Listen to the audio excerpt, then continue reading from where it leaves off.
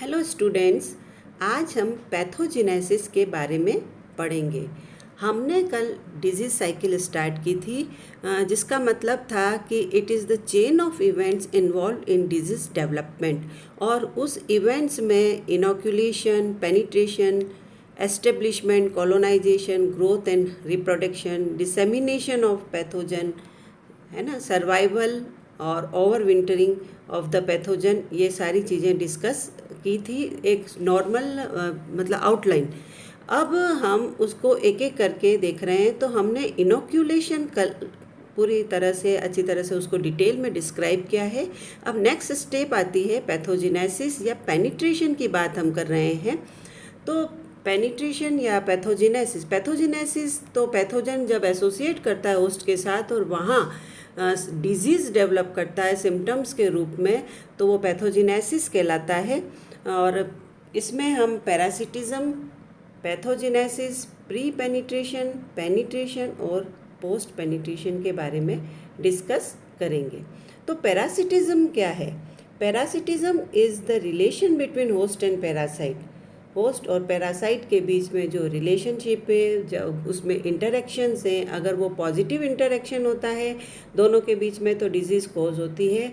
जो हम इस ट्रायंगल से अच्छी तरह से समझते हैं कि जब पैथोजन वायरुलेंट है, होस्ट ससेप्टिबल है और एनवायरनमेंट फेवरेबल है, तो डिजीज़ कॉज होगी, अन्यथा डिजीज़ कॉज नहीं होती है। पैथोजेनेसिस की हम बात करते हैं कि व्हाट इज़ पैथोजेनेसिस।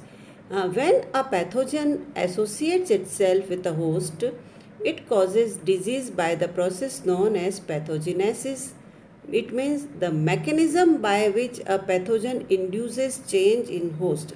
जिस मैकेनिज़्म से पैथोजन या रोगजनक होस्ट के अंदर, परपोषी के अंदर जो चेंजेस इंड्यूस करता है, changes structural as well as physiological form में, तो वो पूरी की पूरी सिस्टम, पूरा का पूरा क्रिया वो कहलाती है पैथोजेनेसिस। और केवल एसोसिएशन से किसी भी तरह का कोई डिजीज़ डेवलपमेंट नहीं होता है। ये नहीं है कि होस्ट की सरफेस पर आकर पैथोजन अटैच हो गया है और डिजीज़ डेवलपमेंट हो, नहीं। वो एक चेन ऑफ इवेंट्स होती हैं और उसमें वो अपने आप को इस्टेब्लिश करता है और फिर होस्ट में फिजियोलॉजिकल चेंजेस जो कि डेवलपमेंट ऑफ विजिबल सिम्टम्स के रूप में आते हैं, तब हम कहते हैं कि इस होस्ट में डिजीज़ डेवलप हुई है। तो और होस्ट और पैथोजन के बीच में एक सिग्नलिंग होती है और वो सिग्नलिंग ही डिटरमाइन करती है कि ससेप्टिबल है होस्ट या वो रेसिस्टेंट है। तो there is a definite signalling between host and pathogen that also determines susceptibility and resistance phenomenon. इस टग ऑफ वॉर में, इसमें बायोकेमिकल टग ऑफ वॉर में और जेनेटिक टग ऑफ वॉर में, अगर पैथोजन जीत जाता है तो डिजीज़ हो जाएगी, और अगर होस्ट जीतता है तो डिजीज़ कॉज नहीं होती है, वो होस्ट रेसिस्टेंट होस्ट कहलाता है। तो ये प्रोसेस ऑफ पैथोजेनेसिस को हम 3 फेजेस में बांट सकते हैं। पहला है pre penetration phase. Pre penetration का मतलब है कि पेनिट्रेशन से पहले की अवस्था। पेनिट्रेशन हम एंट्री को कहते हैं, तो पेनिट्रेशन से पहले प्री पेनिट्रेशन है। It is the phase when pathogen prepare itself for entry into the host. Host के अंदर, परपोषी के अंदर एंटर करने के लिए पैथोजन अपने आप को प्रिपेयर करता है। ये कैसे होता है? इस starts with germination of spores and elongation of germ tube. ठीक है, तो germination involves environmental and chemical factors हैं। किसी स्पोर का जर्मिनेशन हो, उसमें एनवायरमेंटल और केमिकल फैक्टर्स काउंट करते हैं, तभी वो जर्मिनेट हो पाता है होस्ट की सरफेस पर। और होस्ट कुछ ऐसे केमिकल्स सिक्रीट आउट करते हैं जो स्पोर जर्मिनेशन को या तो स्टिमुलस पैदा करते हैं या फिर उसको इनहिबिट करते हैं। तो वो केमिकल्स को होस्ट को जब सिक्रीट आउट करते हैं, तो पैथोजन अगर उसको सरपास कर पाता है तब तो वो पैथोजन सक्सेसफुल होता है, उसका स्पोर जर्मिनेट कर पाता है, और वो केमिकल्स या तो उसको आगे बढ़ाएंगे, स्टिमुलस देंगे, और या फिर उसको रोकने की कोशिश करते हैं, डिपेंड करता है। और सॉइल पैथोजन में पीथियम, फाइटोप्थोरा और Fusarium influenced by secretions from roots of host plants. Host plant की जो जड़ों से जो सिक्रीशंस निकलता है उससे ये सॉइल पैथोजेंस प्रभावित होते हैं, पीथियम, फाइटोप्थोरा और फ्यूजेरियम, और उससे वो या तो इन्फेक्ट कर पाते हैं या इन्फेक्ट नहीं कर पाते हैं।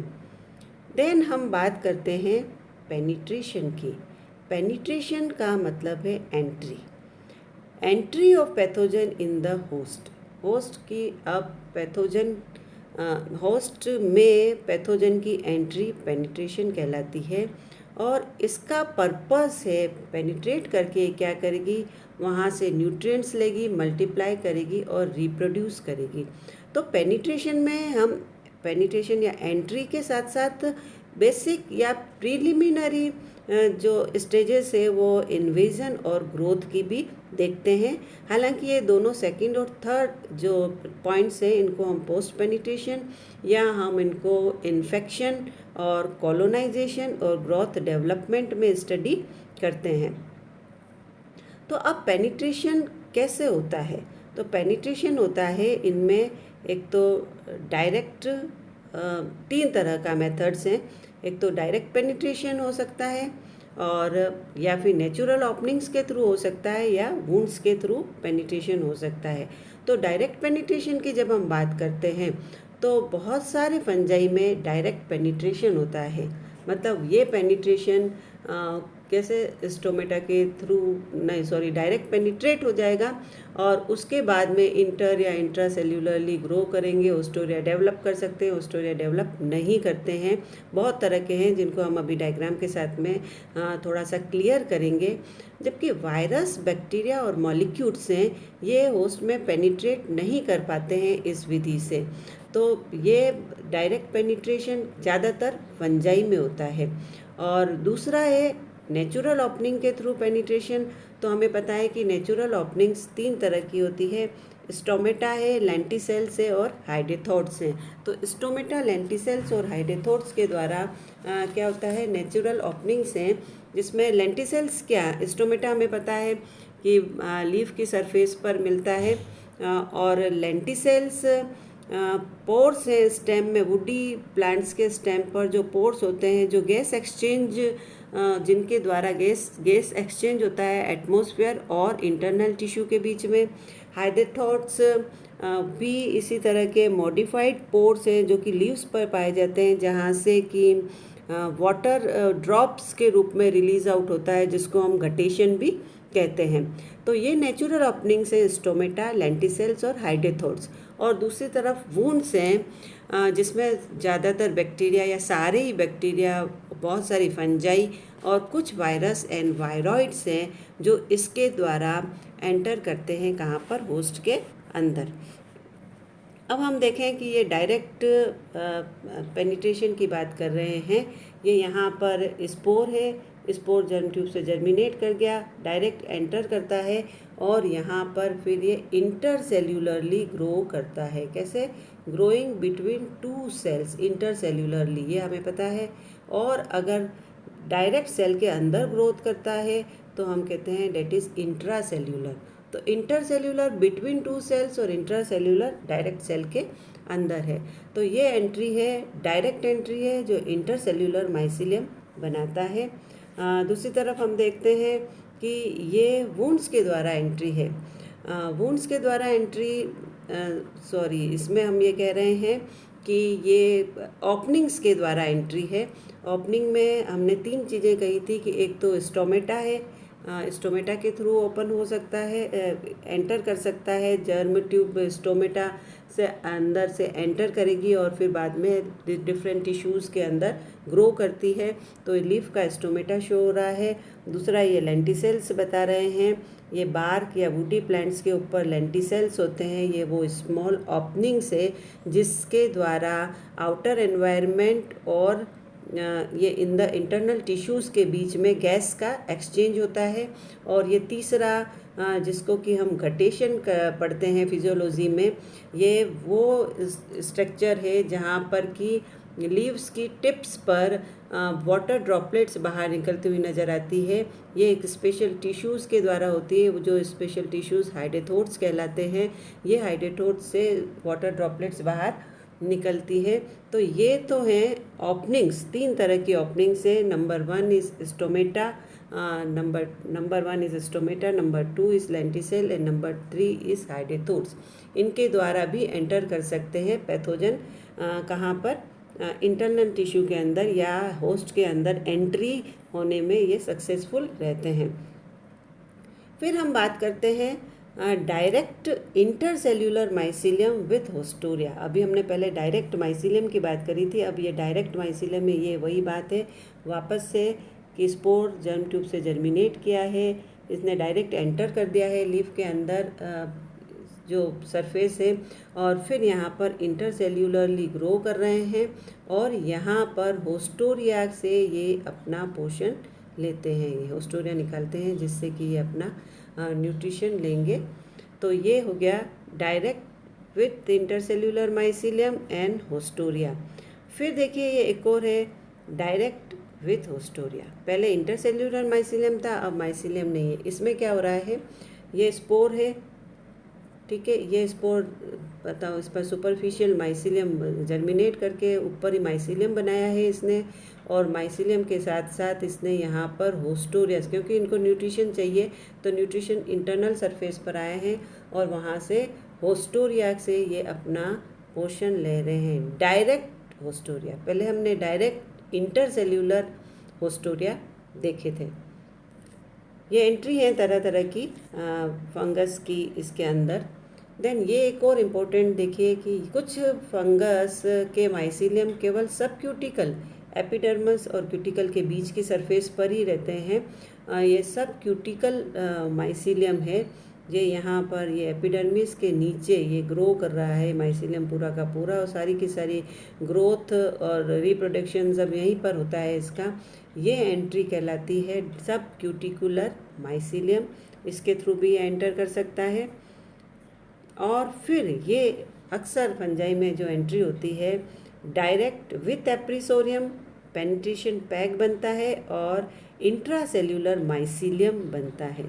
तो हम ये देख रहे हैं ये स्पोर है, ये हम बता रहे हैं कि जर्म ट्यूब है जिससे जर्मिनेट कर रहा है, ये फिर पेनिट्रेशन पैक है, ये इसने यहाँ पर एप्रिसोरियम बनाया है, ये एप्रिसोरियम है, एप्रिसोरियम पेनिट्रेशन पैक है, और ये फिर एंटर करता है, डायरेक्ट एंटर करेगा और डायरेक्ट ही इंट्रासेल्यूलर माइसीलियम बनाता है।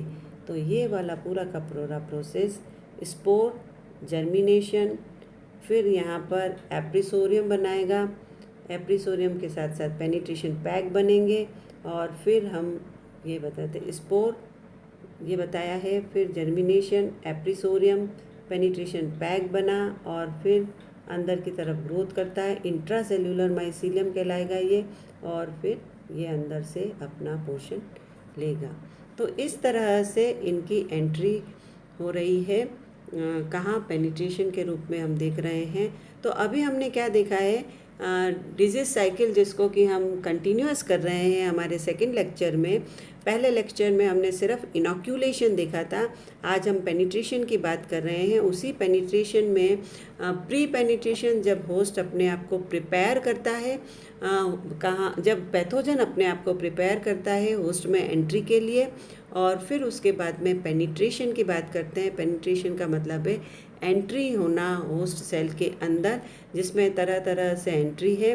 अगर डायरेक्ट बहुत सारे फंजाई में तो डायरेक्ट पेनिट्रेशन होता है, और बाकी में वायरस में और इनमें डायरेक्ट पेनिट्रेशन नहीं हो पाता है। तो उनमें हमने अलग अलग तरह का पेनिट्रेशन देखा है। यहाँ हम वापस से इसको देखें कि ये जो पेनिट्रेशन की हम बात कर रहे हैं कि वायरस, बैक्टीरिया और मॉलिक्यूल्स में पेनिट्रेट नहीं, होस्ट पेनिट्रेट नहीं कर सकता है। फिर नेचुरल ओपनिंग्स की और वुंड्स की बात करते हैं, तो वायरस और वायरॉइड्स तो वुंड्स के द्वारा करते हैं, और नेचुरल ओपनिंग में हम स्टोमेटा, लेंटिसेल्स और हाइडेथोट्स की बात करते हैं। तो ये सारा का सारा हमने आज देखा है पेनिट्रेशन। अब इन्फेक्शन उसके साथ में कॉलोनाइजेशन, ग्रोथ, रिप्रोडक्शन, डिसेमिनेशन और ओवर समर ओवर विंटरिंग, ये हम अपने नेक्स्ट लेक्चर में इसको डिटेल में देखेंगे। आप इसको ढंग से पढ़ते रहें। वो हमारा 3rd लेक्चर होगा डिजीज साइकिल का। Thank you.